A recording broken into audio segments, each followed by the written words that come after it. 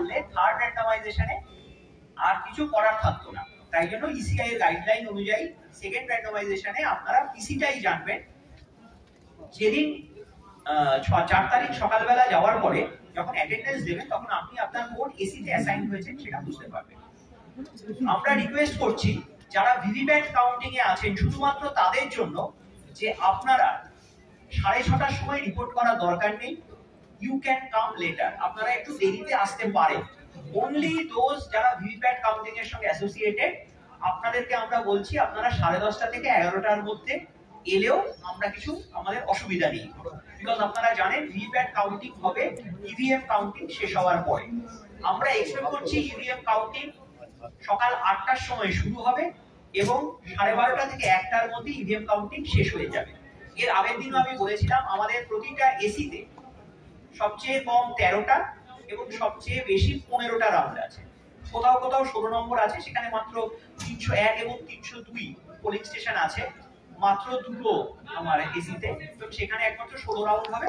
16th রাউন্ডে মাত্র একটা করে ইভিএম বা দুটো করে ইভিএম কাউন্টিং হবে। তাই for all purposes 13th round 13তম রাউন্ড থেকে 15তম রাউন্ডের মধ্যে আমাদের কাউন্টিং শেষ হয়ে যাবে। উই এক্সপেক্ট যে ইভিএম কাউন্টিংটা আমাদের কম বেশি 12:30 1টা তার মধ্যে শেষ হয়ে যাবে।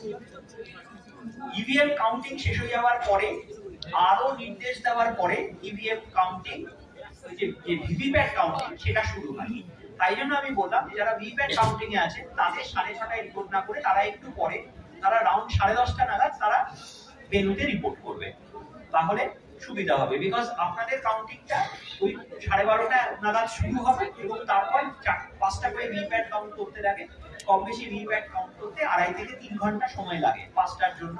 যদি কারোর একটা বা দুটো আরেকটু এক্সট্রা ভিভিপ্যাট কাউন্ট করতে হয় সিম খারাপ হয়ে যাওয়ার জন্য, তাহলে কম বেশি ওরকম আমরা দেখেছি আবার 20 থেকে 25 মিনিটস টাইম লাগে এক একটা ভিভিপ্যাট কাউন্ট করতে, কি কোথাও হাফ অ্যান আওয়ার টাইমও লেগে যায়। তাহলে আপনাদের 12:30টায় হবে দেখে আমি 10:30টা বললাম। আচ্ছা, ভিভিপ্যাট কাউন্টিং যারা করবেন তারা নিচেই ওই অ্যাটেন্ডেন্স রেজিস্টারে যখন আসবেন অ্যাটেন্ডেন্স দেওয়ার জন্য প্রথম যে কাউন্টার ওখানে থাকবেন।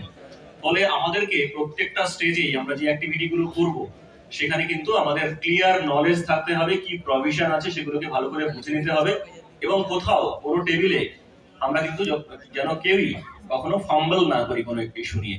ফলে এই জায়গাতে যে ইনস্ট্রাকশন গুলো আগের ট্রেনিং এও আপনারা শুনেছেন, আজকে আমরা সেকেন্ড টাইম আরেকবার সেগুলোকে রিটারেট করব। এগুলো ভালো করে বুঝে নেবেন, কোথাও যেন কোনো নলেজের গ্যাপ না থাকে, যাতে করে যেভাবে আপনাদের টেবিলে মেশিন গুলো যাবে সেটা একটু প্রথমে বলে দিই যে আমরা বেসিক্যালি 20টা টেবিল যেহেতু সব জায়গাতে রেখেছি, তাই সব ক্ষেত্রেই 1 নাম্বার টেবিলে প্রথমে 1 নাম্বার পোলিং স্টেশন দিয়ে শুরু হবে ফার্স্ট রাউন্ডে, সেকেন্ড রাউন্ডের ক্ষেত্রে এটা 21 হবে এবং থার্ড রাউন্ডের ক্ষেত্রে এটা 41 হবে। এইভাবে মেশিন গুলো আমাদের কাছে আসবে। তো সেটা সেকেন্ড টাইম আরেকবার আপনারা আপনাদের প্রজেক্টের সঙ্গে মিলিয়ে দেখে নেবেন। এরপর আমরা একদম কাউন্টিং শুরু করার আগেই যেটা প্রত্যেক হলের হল ইনচার্জ বা এআরও সাহেব তিনি যেটা করবেন সেটা হচ্ছে section 128 of RP act 1951 secrecy of voting এর একটা ওথ আমরা সবাই মিলে নিয়ে নেব, যে কোথাও কোনোভাবেই যেন কারোর যারা ভোট দিয়েছেন সেই ভোটের সিক্রেসি কোনোভাবে ভায়োলেট না হয়, তার একটা ওথ আমরা শুরুতেই নিয়ে নেব। তারপরে আমরা মেইন কাউন্টিং এর দিকে যাব। তাহলে কাউন্টিং এর প্রথম যেটা আমাদের কাজটা হবে যে আমরা যে কন্ট্রোল ইউনিটটা পেয়েছি সেটা মিলিয়ে দেখে নেওয়ার পরে আমরা রেজাল্ট রিট্রিভ করার চেষ্টা করব এবং সেখানে প্রথম যে কাজটা হবে সেটা হচ্ছে দেখে নিন এখানে যে কন্ট্রোল ইউনিট দেখানো হয়েছে এর নিচে যে রেজাল্ট সেকশনটা রয়েছে তার বাঁ দিকে একটা সিল থাকবে অ্যাড্রেস ট্যাগ দিয়ে। এই সিলটা আমরা কেটে দেব, কেটে নিয়ে যে রেজাল্ট সেকশনটা রয়েছে তার আউটার কভারটাকে আমরা ওপেন করব। এটা ওপেন করলে দেখতে পাবেন ভিতরে আরেকটা সিল রয়েছে। নিচের ছবিতে যদি আপনারা দেখেন, আগের ছবিতে এই নিচের ছবিতে এত চেঞ্জ করছো কেন, এই ছবিটা, এই নিচের ছবিটা যদি দেখেন এখানে আউটার কভারটা খোলার পরে ভিতরে আরেকটা সিল দেখতে পাবেন, যেটা কিন্তু আমরা এই সিলটা সেকেন্ড সিলটা কাটবো না। আমরা যেটা করব এখানে দুটো পোর্শন দেখতে পাবো, একটা ইয়েলো একটা গ্রিন, দুটো বাটন দেখতে পাবো। এই উপরের পোর্শনটা যেটা ইয়েলো পোর্শন, এটা এখানে পাশে রেজাল্ট লেখা আছে এবং সেটা আমরা পিয়ার্স করলেই ভিতরে ইয়েলো কালারের একটা রেজাল্ট বাটন দেখতে পাবো। সেখানে আমরা প্রেস করব।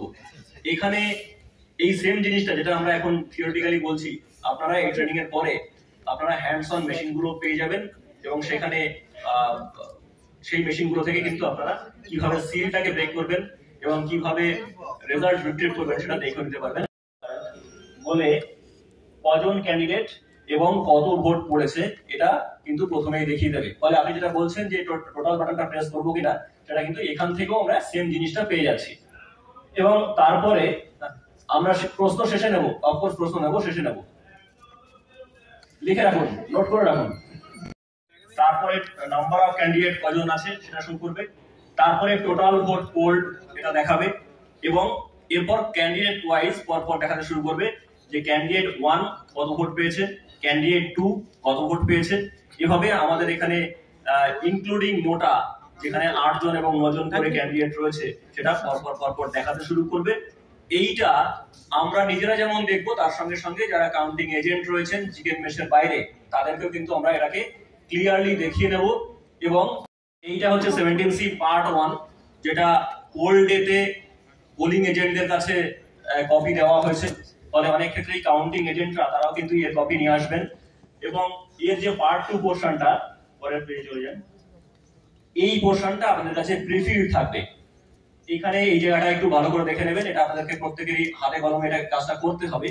এই পোর্শনটা, এখানে যে 5টা কলাম রয়েছে তার মধ্যে প্রথম 2টো column serial number of candidate এবং নেম অফ দা ক্যান্ডিডেট, এটা প্রি প্রিন্টেড থাকবে, যেমন ব্যালট পেপারের সিকোয়েন্স ছিল আমাদের ঠিক সেভাবেই।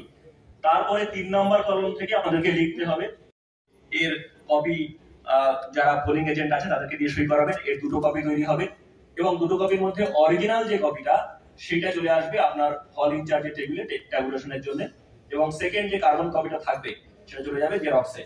এবং যতজন ক্যান্ডিডেট বা তার রিপ্রেজেন্টেটিভ রয়েছে, ভিভিপ্যাট কাউন্টিং এর ক্ষেত্রেও কিন্তু হতে পারে যে ভিভিপ্যাট কাউন্টিং এর ক্ষেত্রে আমরা দেখতে পারি যে ভিভিপ্যাট থেকে যতগুলো পেপার স্লিপ বেরোচ্ছে তার সংখ্যা টোটাল যে 17C পার্ট 1 এ রয়েছে তার থেকে বেশি হতেই পারে, যে সেখান থেকে হয়তো মক পোল স্লিপগুলো বার করেনি। তখন আমরা কিভাবে পৌঁছাবো? তখন হচ্ছে আমাদের যে মক পোল সার্টিফিকেট রয়েছে সেটাও এআরও সাহেবের কাছে থাকবে, যদি প্রয়োজন হয় আপনাদের টেবিলে সেটাকে পৌঁছে দেওয়া হবে।